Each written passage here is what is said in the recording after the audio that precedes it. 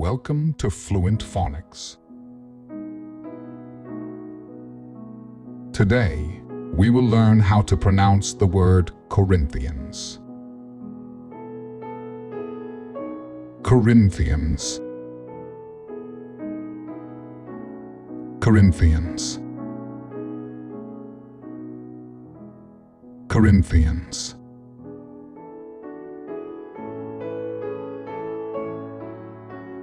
Here's an example of how one might use it in a sentence.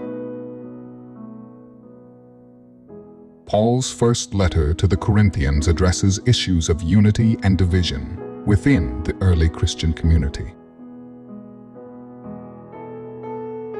Corinthians refers to the people of Corinth, or the two New Testament books written by the Apostle Paul to the Christian community in Corinth.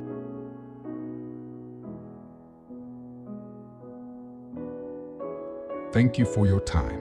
If you enjoyed this, please like and subscribe for further content.